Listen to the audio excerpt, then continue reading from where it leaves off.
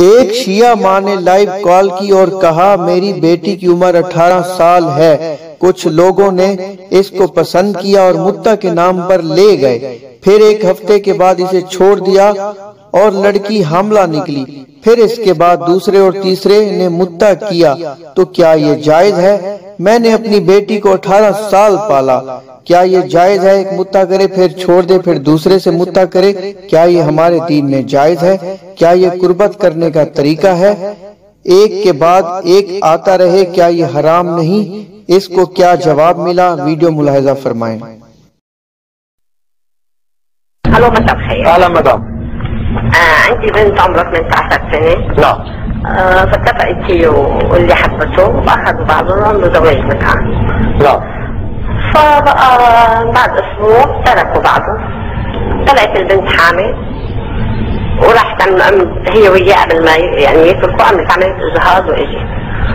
وصار عندها علاقه مع شخص ثاني والثالث وبهالوضع هيدا، فهل هيدا يجوز؟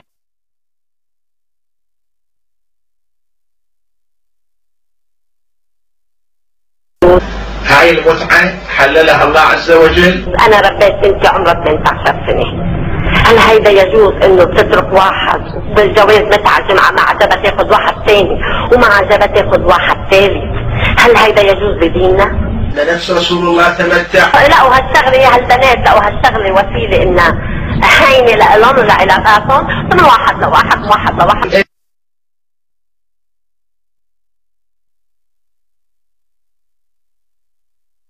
إني قد غفرت للمتمتعين من أمتك من النساء.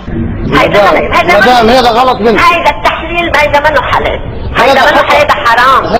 الإمام علي كذلك تمتع. نحن وقت بدنا نحلل لأولادنا لفزات كأسبابنا نحلل لهم هالشيء هيدا رب العالمين بيريده ما بيريده ولا يجوز. انا تعبت ومت عينيا لربيتها لصار عمرها هالقد وابوها مسافر ليكد ويتعب. اتفقت هي وياه وعملوا هالشيء هيدا.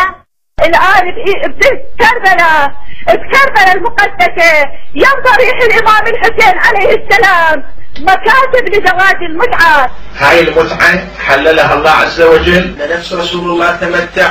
الإمام علي كذلك تمتع. نفس الإمام الصادق شجع على المتعة. الله أكبر الله أكبر. وينك يا أم الحسين يا علي يا شاهد ربنا وحكي وحدك واغفرنا وسلام عليكم ورحمة الله.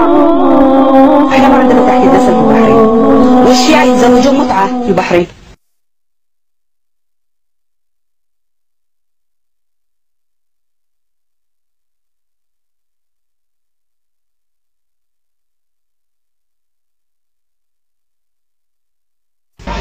ما من رجل تمتع ثم اغتسل إلا خلق الله من كل قطرة تقطر منه 70 ملكا يستغفرون له إلى يوم القيامة.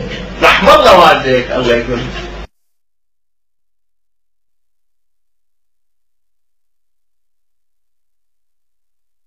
أنت أحييت السنة إلى يوم القيامة.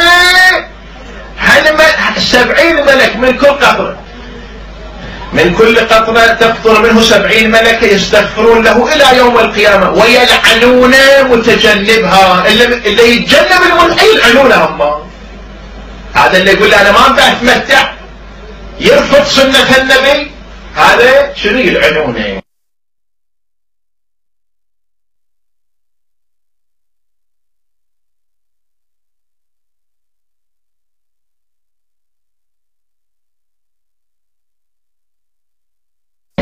والشيعة يتزوجون متعة في البحرين وينجبون أطفال بلا عدد وبلا حساب والشارع يربي. زين شيء طبيعي إذا الأب يتزوج فلبينية ويتزوج بحرينية ويتزوج واحدة ثالثة من إيران وياخذ له متعة 2 3 من هني، كم طفل بيجيب؟ الزواج مقرر شرعا عند الشيعة. مقرر شرعا؟ عند الشيعة مقرر شرعا. الشريعة الإسلامية أقرت المتعة؟ نفس الإمام الصادق شجع على المتعة.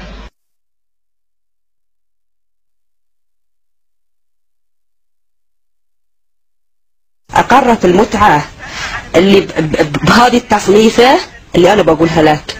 التمتع بالمفاخذة، عندهم التمتع بالملامسة، زين، التمتع بالمكعبة، التمتع بالصغيرة. التمتع بالصغيرة تعرف شنو معناتها؟ معناتها يتمتعون بالطفلة اللي عمرها 2 3 سنين 4 سنين. عشان ما ندخل بس في التمتع بالمفاخذة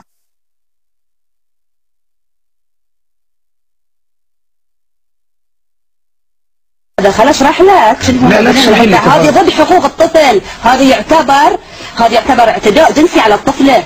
يعني التمتع بالمفاخذه شنو ذي؟ التمتع بالرضيعه معناته ذي. زين، الرضيعه يعني كم عمرها؟ سنه ونص، اشهر. يعني هل يعقل رجل بالغ يمارس الجنس مع طفله رضيعه وتقولون لي